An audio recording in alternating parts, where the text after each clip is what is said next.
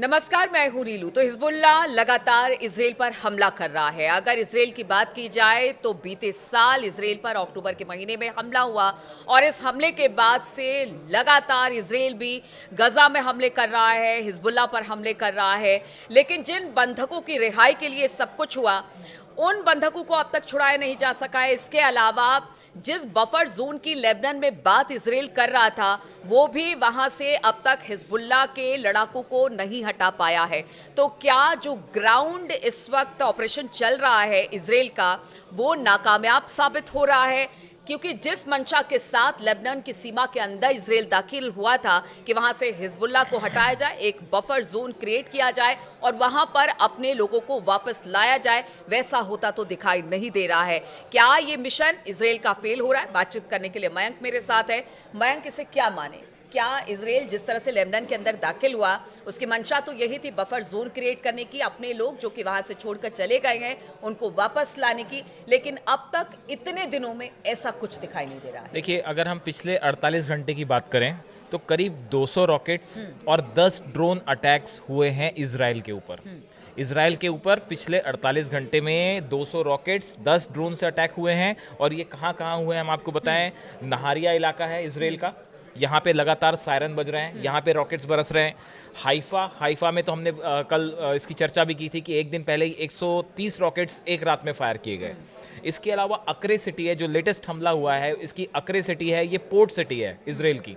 यहाँ पे जो है वो रॉकेट दागे गए हैं, जो कि रॉकेट्स गिरने की तस्वीरें भी सामने आई हैं। सिर्फ ऐसा ही नहीं कि देखिए, इजराइल की तरफ से दावा हो रहा है कि हमने रॉकेट्स को जो है हवा में आयरन डोम ने उसको खत्म कर दिया, तबाह कर दिया, लेकिन गिरने की तस्वीरें भी सामने आ रही हैं। और चौथा है गैलीली पे भी रॉकेट गिरने की खबरें आ रही हैं। तो देखिए, 4 शहर हो गए, 4 जगह हो गई, नहारिया, हाइफा, अक्रे, गैलीली। इन चारों जगह पे हिजबुल्ला और इस्लामिक जो रेजिस्टेंस ग्रुप है इराक का, इनकी तरफ से लगातार जो है हमले हो रहे हैं। देखिए, ये जो नॉर्थ इजराइल का इलाका है, आपने जो सवाल किया मैं उसका जवाब देता हूँ। देखिए, इजराइल की मंशा क्या थी? लेबनान में जो ग्राउंड ऑपरेशन था, उसकी मंशा क्या थी? उसकी मंशा ये थी कि इजराइल एक बफर जोन बनाना चाह रहा था, ताकि ये जो नॉर्दर्न इलाके हैं इजराइल के, यहाँ पे रॉकेट्स ना गिर पाए, हिजबुल्ला यहाँ पे ड्रोन अटैक ना कर पाए, रॉकेट अटैक ना कर पाए। लेकिन आप देखिए, नहारिया, हाइफा, अक्रे, गैलीली, 1 महीने से इजराइल का ऑपरेशन चल रहा है, लेकिन उसके बाद ग्राउंड फोर्सेस अंदर है। कई जगह तो 100 किलोमीटर अंदर पे जो है वो ऑपरेशन कर रहा है इजराइल। लेकिन उसके बाद भी आप देखिए कि लगातार जो है वो रॉकेट्स बरस रहे हैं और 200 रॉकेट 48 घंटे में फायर हो जा रहे हैं इजराइल के ऊपर। तो अब सवाल ये है, इसमें ये सवाल उठ रहा है कि ये जो ग्राउंड ऑपरेशन है, इसके पीछे जो उद्देश्य था इजराइल का, क्या वो हासिल नहीं हो पा रहा है? देखिए, कल भी आपने मुझसे सवाल पूछा था, क्या ये इजराइल का ऑपरेशन फेल हो गया? हाँ। तो देखिए, इसमें जवाब जो है वो फेल हुआ या नहीं हुआ, ये तो आगे थोड़ा पता चलेगा।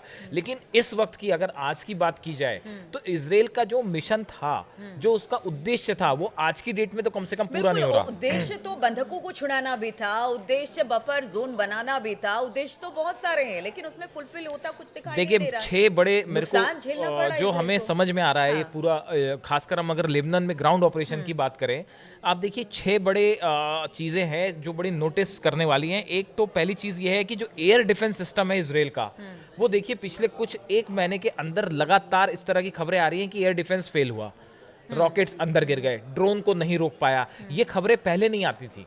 आजकल आप देखिए, उठा के देखिए, हम वहाँ के जो अखबार हैं इजराइल के, अगर उनको भी आप पढ़ें, जो न्यूज़ एजेंसीज हैं, हम उनका माइन्यूटली हम अध्ययन करते हैं, रोज पढ़ते हैं कि कहाँ से क्या खबरें आ रही हैं, उसके बाद हम अपने दर्शकों तक ये बात ले जाते हैं। तो देखिए, अब कंपैरेटिवली इस तरह की खबरें ज़्यादा आने लग गई हैं कि आयरन डोम फेल हो गया, रॉकेट अंदर गिर गए या ड्रोन से हमला हो गया। तो पहली चीज़, एक तो एयर डिफेंस सिस्टम पे लगातार अब भी सवाल उठ रहे हैं इजराइल के। दूसरा, रॉकेट से हमले अब भी जारी हैं। इजराइल का मकसद ये था कि हिजबुल्ला की तरफ से जो अटैक हो रहे हैं, रॉकेट अटैक, इन्हें किसी भी तरह रोका जाए। हिजबुल्ला के जितने ठिकाने थे वो तबाह किए गए, हथियारों के जो डिपोज थे वो तबाह किए गए, लेकिन उसके बाद भी रॉकेट अटैक अब भी जारी हैं। और खुद आईडीएफ कह रही है अपने रिपोर्ट्स, जो हमने कल बताया कि जो है 4 गुना हमले बढ़ गए पिछले अक्टूबर के महीने में। तो ये आईडीएफ का कहना खुद है, हमले रॉकेट से जारी हैं। ड्रोन्स जो है वो, आप हमेशा ड्रोन का जिक्र करती हैं, ड्रोन तो एक बड़ी समस्या बना ही हुआ है। ड्रोन तो कब एंटर कर जाए और उसको जो है सिस्टम नहीं रोक पा रहा है, तो ड्रोन अटैक जारी है। चौथी जो बड़ी चीज़ है कि देखिए हिजबुल्ला को बड़ा नुकसान हुआ है, इसमें कोई शक नहीं है। हथियार उसके तबाह हुए, टॉप लीडर्स मारे गए, लेकिन उसके बाद भी लगातार ड्रोन और रॉकेट्स की सप्लाई, हथियारों की सप्लाई अब भी हिजबुल्ला को हो रही है। इस चैनल को रोकने में इजराइल अभी तक पूरी तरह कामयाब नहीं हुआ है। आप अच्छा, एक सवाल यहाँ पर मैं आपको टोकना चाह रही हूँ, क्योंकि ये बता, जैसे आयरन डोम सिस्टम था वो फेल हुआ, आपने कहा कि कहीं ना कहीं नाकामी इसराइल के यहाँ पर दिखाई दे रही है। क्या हम ये मान के चले कि जो चौतरफा हमले हो रहे हैं और ख़ास तौर पे एक कैपेसिटी होती है किसी चीज़ की, क्या उस कैपेसिटी आयरन डोम के ख़त्म हो गई तो थाट आया, थाट में भी कहा गया कि बहुत ज़बरदस्त तरीके से काम नहीं कर रहा, वहाँ पर भी चीज़ें दिक्कत, तो क्या ऐसा भी हो सकता है कि वो सारी चीज़ें भी यहाँ ये पर आपके मन में जो सवाल है, हाँ। ये बहुत सारे लोगों के मन में सवाल हाँ। है। देखिए आयरन डोम, पहले एरो सिस्टम है, एरो 2, डेविड स्लिंग, उसके बाद आयरन डोम, उसके बाद थार्ड, ये 4 सिस्टम लगे हैं डिफेंस।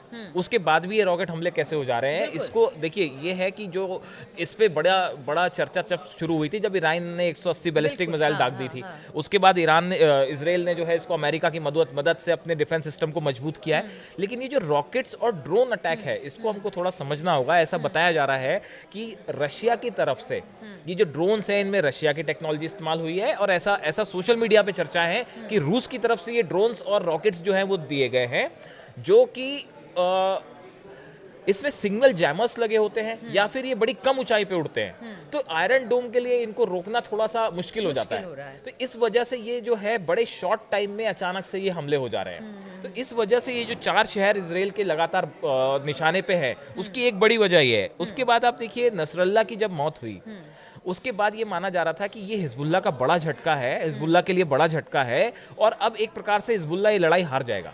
लेकिन देखिए ऐसा हुआ नहीं। नसरल्ला की मौत के बाद भी अभी भी लड़ाके जो हैं वो कमर कसे हुए हैं और लड़ रहे हैं, और हमले भी, और लगातार हमले भी हो रहे हैं। अब आप देखिए, अगर हम एक आंकड़े की बात करें तो लेबनान में पिछले कुछ समय में, जब से ये इजराइल ने हमले शुरू किए हैं, तो 2880 जो आंकड़े सामने आते हैं कि 2880 लोगों की लेबनान में मौत हुई है। अब अगर आप ये मान के चलें, अगर आप मान लेते हैं कि करीब 3000 का आंकड़ा मान लेते हैं, 3000 लोगों की लेबनान में मौत हुई इजरायली हमलों में। जो फोर्सेस मानी जाती है, हिजबुल्ला के जो लड़ाके माने जाते हैं, रद्वान फोर्स के जो लड़ाके हैं, ये लाख के आसपास माने जाते हैं। 80,000 से 1 लाख के बीच जो है ये तादाद है। अब अगर 3000 लोग मारे भी जाते हैं तो बचे हुए तो फोर्सेस अब भी हैं वहां पे, उनको हथियारों की जरूरत है। देखिए लेबनान में जो सुरंगें मिल रही है आईडीएफ को, और जो वहां पे मकान बने हुए, लगभग हर घरों में वहां पे हथियार जमा है हिजबुल्लाह के। गजा में भी सुरंगों ने बड़ी दिक्कत पैदा की थी इजरायली सेना के लिए, और अब हिजबुल्लाह यानी कि लेबनान के आसपास भी हमने देखा है किस तरह से हिजबुल्लाह ने पूरा नीचे अंडरग्राउंड सुरंग बना रखा है। ये एक बहुत बड़ी चुनौती है इजरायली सेना के लिए। इसीलिए ये जो ग्राउंड ऑपरेशन जो आप कह रहे हो, आप बिल्कुल सही कह रहे हो, यही वजह है कि ग्राउंड ऑपरेशन पूरी तरह से तुरंत सक्सेसफुल नहीं हो रहा है। और ये हालात वैसे हो रहे हैं, अफगानिस्तान वाले जैसे हालात है, क्योंकि इन सुरंगों के ऐसी बहुत सारी सुरंगें हैं, ऐसे बहुत सारे घर हैं, ऐसे बहुत सारे ठिकाने हैं जहाँ पे अब भी हथियार हैं, जो इजराइल की फोर्सेस को उन्हें खोजना है, उन्हें तबाह करना है। उसके बाद जिस भी जगह पे अगर इजराइल की फोर्स कहीं पहुंच भी जा रही है, वहां पे होल्ड करना मुश्किल है, क्योंकि जो लड़ाके हैं वो हमने कल चर्चा की थी कि जो है छोटे छोटे ग्रुपों में बल्कि गुरिल्ला वॉर अटैक कर दे रहे हैं। तो ऐसी स्थिति में ये ग्राउंड ऑपरेशन तो मुश्किल है ही। अब देखिए सिर्फ यहाँ ऐसे ही नहीं, कल खबर आई कि सीरिया का बॉर्डर क्रॉस करके जो है वो सीरिया के गोलन हाइट्स इलाका है, वहाँ पे भी ग्राउंड ऑपरेशन किया है। सर्जिकल स्ट्राइक कहा जा रहा है कि सर्जिकल ऑपरेशन किया है इसराइल ने, और वहाँ से एक कमांडर को पकड़ा है जिसका जासूस होने का शक था, ऐसे एक शख्स को पकड़ के लाए। तो अब ये सीरिया में भी ऑपरेशन करना चाह रहे हैं। देखिए ये जो पूरा इलाका है, सीरिया से भी रॉकेट्स फायर हो रहे हैं, लेबनान से भी फायर हो रहे हैं, गजा से भी जो है वो बीच बीच में खबरें आ रही हैं कि हमास जो है अभी तक पूरा तरह सरेंडर मोड में नहीं है और वो भी अटैक कर रहा है। तो देखिए ये इराक से जो है वो रेजिस्टेंस है वो अटैक कर ही रहा है। खोलने का खामियाजा इजराइल को भुगतना पड़ रहा है, और चूंकि इलेक्शन भी इस वक्त अमेरिका में चल रहा है, जो आप कह रहे हैं नुकसान भुगतना पड़ रहा है, गजा में पिछले 1 साल में जितना नुकसान इजराइल को उठाना पड़ा है, उतना उससे कई गुना ज्यादा नुकसान 1 महीने के अंदर लेबनान में हिजबुल्लाह के साथ लड़ाई में उठाना पड़ गया है। ये एक्सपर्ट्स का कहना है। आप मानिए कि पिछले साल जो आपने जिक्र किया था कि 7 अक्टूबर को जो हमास ने अटैक किया था इसराइल में, उसके बाद से लेके अब तक गजा में जितना नुकसान हुआ है उससे कई गुना ज्यादा नुकसान तो 1 महीने में हो गया है सिर्फ हिजबुल्लाह के साथ लड़ाई में। तो अब देखिए ये जितने प्रॉक्सीज हैं ईरान के, ये एक बड़ी चुनौती बने हुए हैं। बिल्कुल, तो एक बड़ी चुनौती इजराइल के लिए बने हुए हैं। इजराइल को अच्छा खासा नुकसान हो रहा है। जिस मंशा के साथ इजराइल ने गजा पर या हिजबुल्लाह पर हमला किया, उसे अब तक अचीव नहीं कर पाए। यानी हम बात कर रहे हैं उनके बंधकों को छुड़ाने से लेकर लेबनान में बफर जोन बनाने तक। अब इसके बाद इजराइल किस तरह से आगे बढ़ेगा, किस तरह से हिजबुल्लाह और गजा की तरफ से भी लगातार अटैक हो रहे हैं, उस पर भी हमारी नजर बनी रहेगी। आप बने रहिए हमारे साथ।